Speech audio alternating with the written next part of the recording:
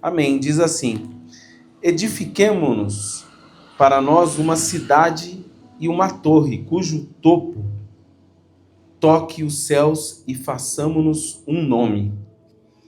E Atos 2:21 diz: e acontecerá que todo aquele que invocar o nome do Senhor será salvo. Amém? Vamos orar. Obrigado, Senhor Jesus, pelo privilégio, Pai, de estar na Tua casa. Senhor, que o Senhor possa falar ao nosso coração de uma maneira extraordinária no dia de hoje, Pai. Tudo que nós viermos a fazer hoje aqui, Pai, glorifique o Teu nome. Que o Senhor possa falar conosco aquilo que nós precisamos ouvir, Pai. Em nome do Senhor Jesus. Amém. Glória a Deus. Dá um sorriso para o irmão que está do seu lado aí. Fala, bom dia, tudo bem, querido? Pode se assentar, fique à vontade. Em nome do Senhor Jesus.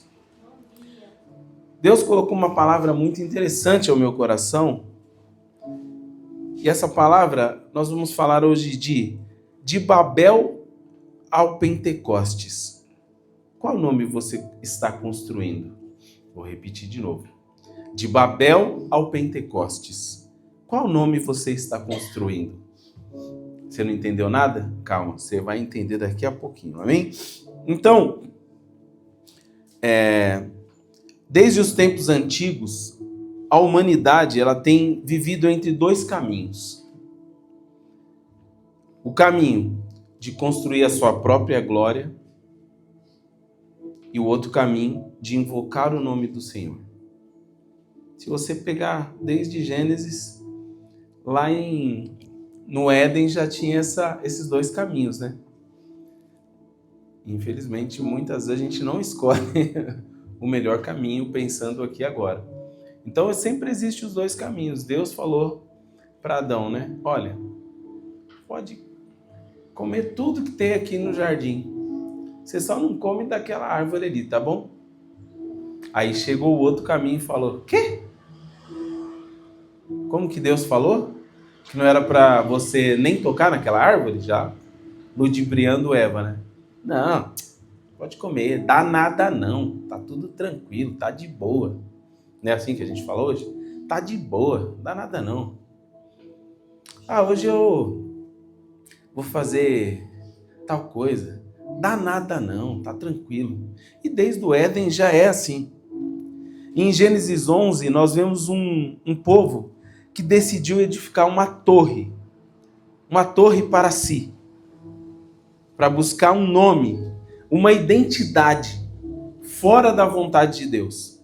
O que eles queriam não era construir as torres gêmeas, igual teve nos nossos dias, igual tem tantos prédios hoje. Não era isso que eles queriam.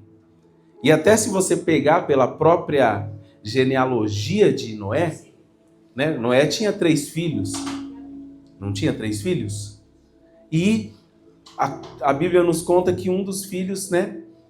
Noé, após o dilúvio ali, ele vira ali uma espécie de um agricultor, planta uma vinha. E um dia ele está ali, né? Bebeu um pouquinho a mais, ficou embriagado e o filho dele viu ele nu. E esse filho, ele até amaldiçoa, ele fala, maldito seja Cã, maldito seja Cão, vai ser servo dos irmãos dele. E um dos filhos, né, da geração de Cão, ele tem essa ideia, vamos construir uma torre, vamos construir uma cidade, uma torre, para que o nosso nome seja lembrado. Mas o que ele estava querendo ali não era apenas construir um prédio, um bairro, uma cidade. Não, ele queria promover o nome dele. Ele queria mostrar que ele podia ser autossuficiente sem Deus. Já em Atos, no Pentecoste, Deus desce não para confundir, mas para unir e restaurar e dar um nome, o nome que salva, o nome de Jesus. E hoje, nós vamos fazer esse confronto, e esse confronto continua até os dias de hoje. Nas nossas decisões, nas nossas famílias, nos nossos ministérios, no nosso casamento. Estamos trilhando o caminho de Babel ou o caminho do Pentecostes? E é isso que nós vamos falar hoje. Um dia meio frio, minha garganta está um pouquinho ruim, então me perdoem, tá, gente? Então, Babel, o nome do homem, né? Se você ler ali, vou ler aqui só para contextualizar, ó. Gênesis capítulo 11, do verso 1 até o 9, diz assim: Ora, em toda a terra havia apenas uma linguagem e uma só maneira de falar. Sucedeu que, partindo eles do Oriente, deram com uma planície na terra de Sinar e habitaram ali. E disseram uns aos outros: Vinde, façamos tijolos e queimemo-los. Os tijolos servirão-lhes de pedra e o betume de argamassa. Disseram: Vinde, edifiquemos para nós uma cidade e uma torre cujo topo chegue até os céus e tornemo-nos célebre o nosso nome, para que não sejamos espalhados por toda a terra. Então desceu o Senhor para ver a cidade e a torre, que os filhos dos homens edificavam. E o Senhor disse: Eis que o povo é um, e todos têm a mesma linguagem. Isto é apenas o começo. Agora não haverá restrição para tudo que intentarão fazer. Vinde, desçamos e confundamos ali a sua linguagem, para que um não entenda a linguagem de outro. Destarte, o Senhor os dispersou dali pela superfície da terra e cessaram de edificar a cidade. Chamou-se-lhe, por isso, o nome de Babel, porque ali confundiu o Senhor a linguagem de toda a terra e dali o Senhor os dispersou por toda a superfície dela. Veja que eles tinham uma unidade. Eles tinham uma unidade. Eles estavam juntos em prol de um propósito. Porém, a unidade sem o propósito divino não adianta nada. Eles estavam unidos para si mesmos. David Guzik comenta que a unidade deles era motivada por orgulho e não por submissão a Deus. Essa era uma união do homem contra Deus, não com Deus. Então, a intenção de construir essa cidade, essa torre, era para afrontar mesmo a Deus. Olha, Noé, nosso bisavô, talvez aqui já, né? Já era algumas gerações depois, ele amaldiçoou o nosso pai, o nosso avô, mas a gente não precisa de Deus. A gente pode tornar o nosso próprio nome célebre. Para que Deus? Uma edificação sem submissão. Aqui no texto fala: façamos tijolos, edifiquemos uma cidade e uma torre. Quanto maior a torre da ambição humana, mais severa a sua queda. A edificação sem Deus é apenas vaidade.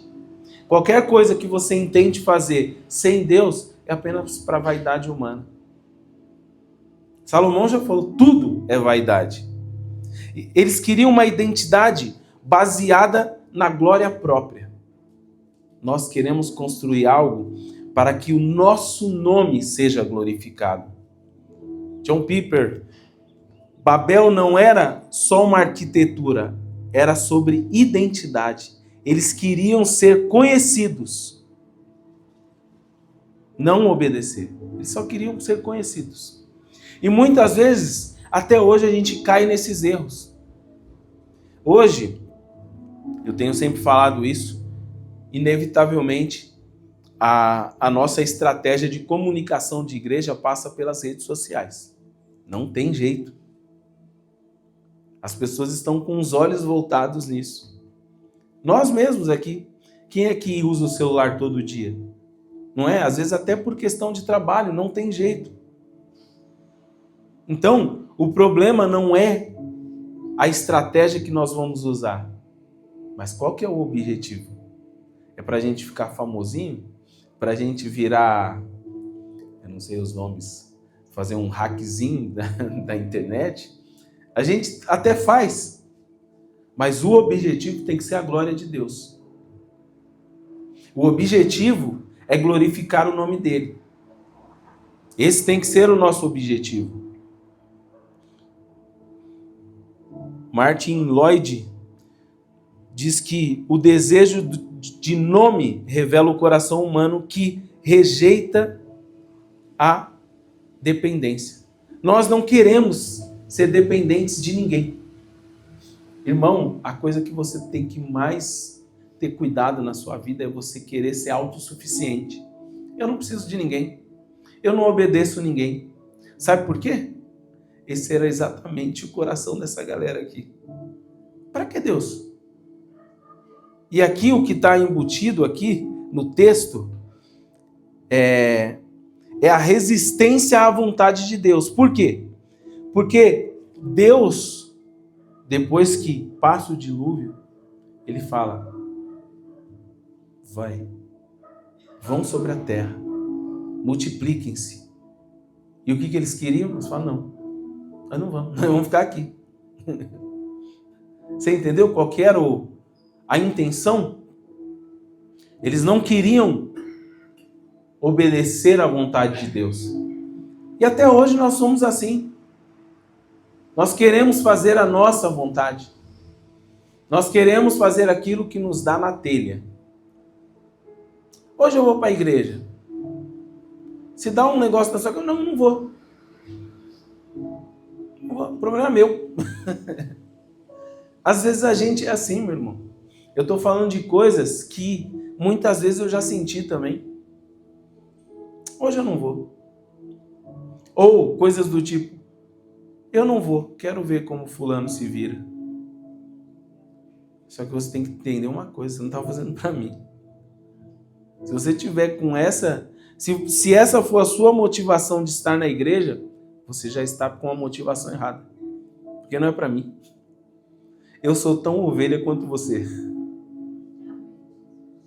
Eu sou tão ovelha quanto você. Eu dependo tanto de Cristo quanto você depende. E talvez a gente fique com essa impressão. Não, o pastor Vini. Eu só sou ovelha. Eu sou mais servo do que vocês. E eu quero ser mais servo. Alguém quer ser maior no reino de Deus? Seja servo, seja aquele que está servindo a todos. Spurgeon dizia que toda tentativa de escapar da vontade de Deus é um convite para o juízo. O homem planeja sua segurança, Deus responde com dispersão. Eles queriam ali, tá tudo unido. Não, a gente vai tudo ficar famoso aqui. Se tivesse o TikTok na época, eles iam falar, nós vamos bombar no TikTok com a nossa torre. Esse sucesso total. Só que Deus, não, acho melhor não. Então nós devemos estar com o nosso coração focado em Deus. E veja que Deus desce para confundir e dispersar. Deus desce para confundir e dispersar. O projeto humano termina em caos e separação. Deus desce, confunde a língua. Imagina, assim que surgiu as línguas, irmãos. Estão ali construindo uma torre. Ai, Deus, vamos descer ali? Vamos inventar um inglês, francês. Foi nesse dia. Imagina, todo mundo se entendendo. Então, ó, pega aquele carrinho ali de mão. Aí daqui a pouco chega o cara. Oxi. Cadê a tecla SAP? Foi assim que surgiu. E Deus confunde a linguagem. E aqui, o texto, se você ler, fala, Deus não fala, eu vou descer lá. Ele fala, desçamos. Sabe o que isso quer dizer? Nesse dia não desceu só. Não foi nem só o Pai, nem só o Filho, e nem só o Espírito Santo. Foi a Trindade inteira. Vamos lá. Vamos ver o que eles estão fazendo? E tem muita gente que se opõe à vontade de Deus. Você está esperando Deus falar, desçamos lá para ver o que a Marcela está fazendo? Desçamos lá para ver o que a Mari anda aprontando? Meu irmão, não espere chegar nesse ponto. Faça a vontade de Deus. Glorifique o nome dele. Tem horas que eu entendo o sentimento do profeta quando ele diz: quem dará crédito à nossa pregação? Sabe o que ele está querendo dizer? Senhor, eu posso falar, ninguém vai ouvir.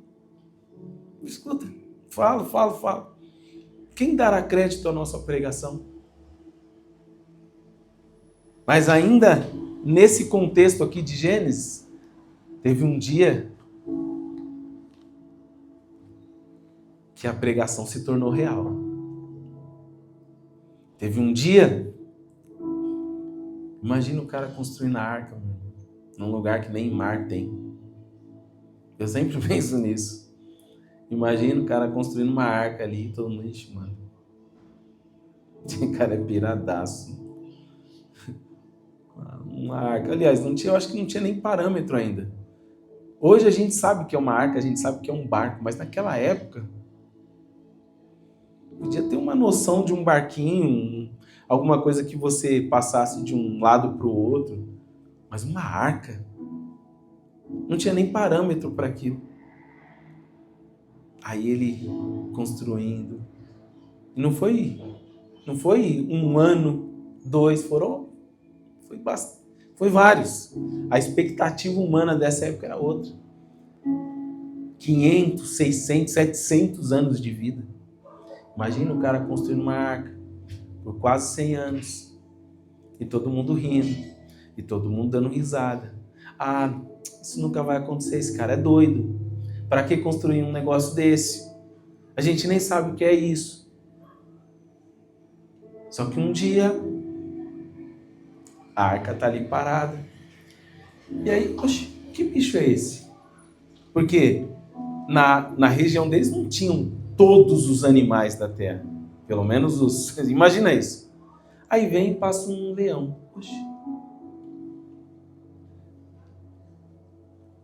Se eu estou lá, eu ia pensar, é um leão? Não, se bem que eu ia querer estar entre os filhos de Noé, né? Menos cão. É um leão? É. E esse bicho que tem esse pescoção aí? E vem passando, um a um. E tudo entrando na arca. Eles, oxi. Mas você acha que ainda assim eles deram crédito? Não. E aí começa a chover. Mas eles já não tinham visto a chuva outros dias? É só mais uma chuva.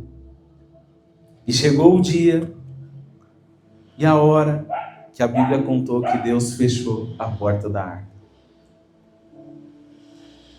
E aí eu te pergunto, quem dará crédito à nossa pregação? A arca está aberta ainda, mas um dia ela vai partir. Nós temos falado isso todos os dias. E veja que, enquanto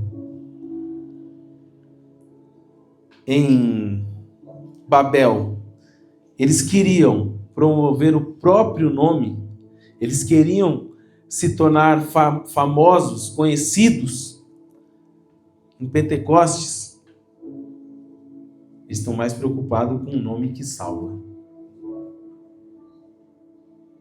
Primeira diferença, em Atos, existia a unidade em obediência e oração. Estavam reunidos no mesmo lugar, unânimes em oração. Bruce comenta que a unidade em Atos não é forçada, é fruto da obediência ao Senhor ressurreto e da expectativa pela promessa do Pai. Jesus falou para que eles esperassem, eles estavam ali unânimes, orando, ô Senhor. Imagina que coisa linda, orando ali, ninguém entendendo nada, Jesus já tinha sido ressuscitado, e eles esperando, vai acontecer algo tremendo. E a Bíblia conta que veio como algo sobrenatural. Eles descrevem como um vento impetuoso a descida do Espírito Santo. E ele viu como se fossem umas línguas e foi pegando um a um. Eita Deus, que coisa linda. Fala sobrenatural para edificação. Eles falaram em outras línguas conforme o Espírito Santo concedia. Em Gênesis, o Senhor desce e confunde as línguas. E eles passam a não entender nada. Em Atos, o Senhor vem através do Espírito Santo e pega todas as línguas e fazem todo mundo se entender. Já pensou que coisa linda? Eles tinham a mesma língua e passaram a não se entender. Em Atos, eles têm todas essas línguas e passam a entender. Eles falam, oxe, eles estão falando na nossa língua. Que coisa doida. Eu estou entendendo o que vocês estão falando. Que coisa linda. O Pentecostes é a reversão de Babel. Em vez de confusão, a compreensão. Em vez de orgulho, a proclamação. A linguagem do Espírito tem um propósito missional. Ela é dada para que o Evangelho ultrapasse barreiras. Que coisa linda! Cada um ouvia na sua própria língua. Não havia confusão, havia compreensão. No Pentecostes, Deus usa as línguas para espalhar. Aliás, no Pentecostes, Deus usa as línguas não para espalhar, mas para atrair os povos. A linguagem se torna ponte e não muro. Em Babel, eles passam a não se entender. Agora, já em Atos, é coisa linda, eles começam a se entender.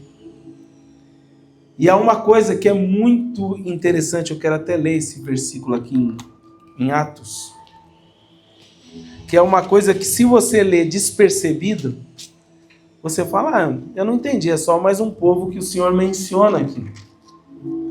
Que está aqui, ó, no verso 9, vou ler a partir do 8, que diz assim, E como os ouvimos falar, cada um em nossa própria língua materna.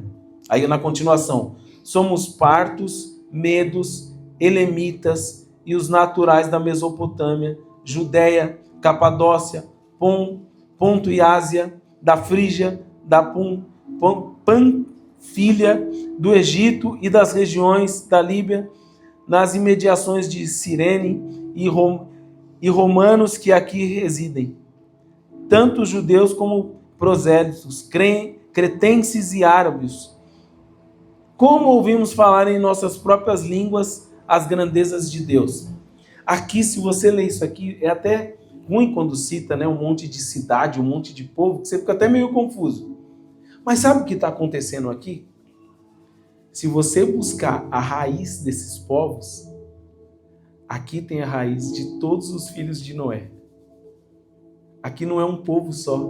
Eles estão chamando, Deus aqui faz todo aquele povo da geração que veio da descendência de Noé e faz todos eles se entenderem de novo. Que coisa linda, meu irmão. Só que quando você lê desapercebido, você passa batido.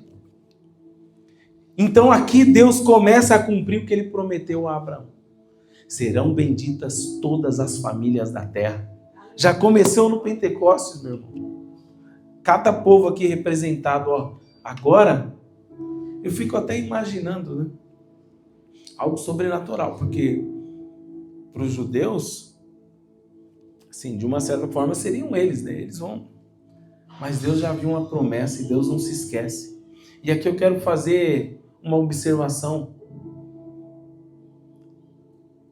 Aqui já havia passado muitos anos, muitas gerações. Mas Deus não se esqueceu que ele prometeu a Abraão lá no Gênesis e cumpriu aqui. E muitas vezes você está vivendo algo pensando, será que Deus ainda lembra? Será que Deus ainda vai cumprir? Deus vai cumprir cada promessa que ele te fez. Qual que é a promessa que Deus te fez? De uma família feliz, Ele vai cumprir. De um trabalho melhor, Deus vai cumprir. Mas você tem que ficar firme. A pior parte da promessa é a parte da espera. Esperar, meu irmão, ninguém gosta. Se você marcar comigo, vamos para tal lugar 8 horas, 5 para as 8 eu vou estar pronto. Porém, eu odeio esperar. Se atrasar, eu já vou ficar meio chateado. Imagina com a promessa. Que às vezes Deus te promete, mas Ele não te dá uma data. Ele não fala a hora, o dia. Toda promessa passa pela prova do tempo. Isso é só um parênteses.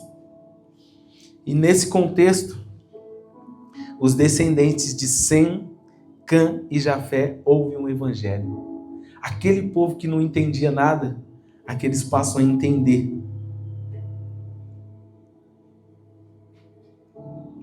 Atos 2 é o cumprimento visível da promessa de Deus a Abraão. Em ti serão benditas todas as famílias da terra. Todos ouviam as grandezas de Deus. O nome exaltado agora não é mais o nome que eles queriam tornar célebres. O nome agora é o nome de Jesus.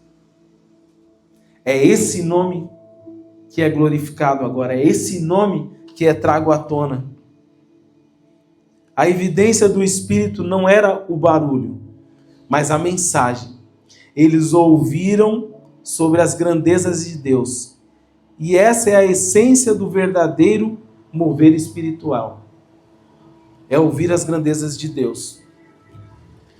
Deus desce, dessa vez, não para confundir. Deus desce dessa vez, não para espalhar.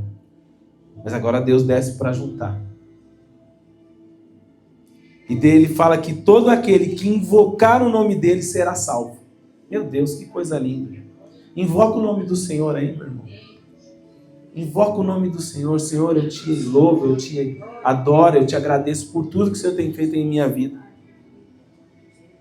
E veja, partindo para a conclusão aqui, que em Babel, eles queriam edificar uma construção que se tornasse lendária, que se tornasse célebre, que as pessoas iriam comentar para sempre. Mas em Atos, você já pensou que também foi edificada uma construção? Você ainda não conseguiu ligar ainda um ponto com o outro? Atos foi feita a maior construção de todos os tempos. Qual, Vini? A igreja do Senhor Jesus. Em Babel eles queriam construir um prédio. Em Atos é levantado o alicerce da maior instituição da terra, a igreja. E para concluir, hoje aqui eu te apresentei 2 caminhos. 2 caminhos e uma decisão. Babel é o caminho da autossuficiência, do orgulho, construção de identidade própria, aquela identidade que fala, para que Deus? Eu não preciso de Deus. E o resultado qual foi? Confusão e dispersão. Já no Pentecostes é outro caminho. É o caminho da obediência, da dependência do Espírito Santo. É a construção de identidade em Cristo. E o resultado qual que é? Unidade, missão e salvação. E é isso que hoje Deus tem aqui para nós. Em Babel, o homem sobe. Em Pentecostes, Deus desce. Em Babel, o homem busca a glória. Em Pentecoste, O homem exalta a glória de Deus. E cada um nas suas próprias línguas. Em Babel nasce a confusão. Em Pentecostes nasce a igreja. Pergunta para você hoje, nesta manhã. Você está investindo na torre de Babel da sua vida? Seu casamento, seu trabalho, na sua autoimagem? Ou está investindo, invocando o nome que salva em todas as áreas? Não precisa responder. Você pode pensar nisso ao longo da semana. Amém? Então, nessa manhã, meu irmão, nós estamos aqui, invocando o nome do Senhor. Nós estamos aqui dizendo, Senhor, o Senhor é tudo para mim. O Senhor é a minha escolha. Eu estou aqui não é por obrigação, não é por tristeza, não é porque o Vini vai ficar chateado, não. Você está aqui hoje invocando o nome do Senhor. E a Bíblia fala que aquele que invocar o nome do Senhor será? Esse é o prêmio, é o presente. Mas ainda assim, eu quero te desafiar, você não está aqui. Todo mundo almeja isso, ser salvo. Todo mundo, ninguém quer sofrer a condenação eterna, ninguém. Nem o ímpio quer isso. O ímpio que sabe, que conhece a existência do inferno, ele também não quer ir para o inferno. Mas só que isso também não deve ser a sua motivação. A sua maior motivação tem que ser um dia conhecer Jesus. Falar, Senhor, nesse dia não vai ter palavras. Não vai ter palavras, vai ser... Meu Deus, eu chego a ficar arrepiado. E se você não tem esse sentimento ainda, peça para que o Senhor desenvolva isso em você, porque nesse dia vai ser o cumprimento de tudo, de Gênesis a Apocalipse. Vai ser um louvor, a gente não marca de fazer uns louvorzão às vezes, vai ser um louvorzão eterno, todo mundo glorificando a Deus. E essa tem que ser a nossa meta. Amém? Então eu vou convidar você a orar nesse momento. Se você puder, dobre os seus joelhos. E vamos escolher o caminho de Pentecostes. Amém? Oh, Senhor Jesus, muito obrigado, Pai. Que o Senhor possa revelar, Pai, quebrar toda a postura, Pai, de autossuficiência em nossas vidas. Aquelas ações, Pai, que tendem a ir pelo caminho da autossuficiência, de mostrar que nós podemos fazer sozinhos, Pai. Em muitos casos, Senhor, nós até podemos fazer sozinhos, mas nós decidimos fazer com o Senhor. Nós queremos fazer, Pai, com o Senhor. Nós queremos ter dependência do Senhor. Nós queremos estar debaixo das suas potentes mãos, Pai. Ô Senhor Jesus, que nós sejamos cheios do Espírito Santo, Pai, para edificar relacionamentos e ministérios com poder, Pai. Nós não queremos, Pai, edificar o nosso nome. Nós queremos engrandecer o nome do Senhor. Nós queremos que as nações, Pai, venham conhecer a Cristo. Eu sei, Pai, que nós somos aqui uma igreja pequena, uma igreja humilde, mas nós estamos aqui, Pai, declarando que só o Senhor é Deus, que só há salvação através de Jesus, que nós desejamos o Espírito Santo, que nós queremos, Pai, ser parecidos com o Senhor. Oh, Pai, que o Senhor possa estar, Pai, com as nossas famílias, em nossa igreja, que sejam fundadas, Pai, no nome de Jesus e não na marca de Babel. Nós queremos, Pai, conhecer e invocar cada dia mais o Teu nome, Senhor Jesus. Que o nosso eu diminua, para que o Senhor cresça cada vez mais em nós, Pai. Muito obrigado, Pai, por esta manhã, por todos os irmãos, Pai, que estão aqui ouvindo a Tua palavra, e tantos outros, Pai, que vão ouvir essa mensagem através da internet. É o que eu te peço, que eu te agradeço, em nome do Senhor Jesus. Amém? Glória a Deus.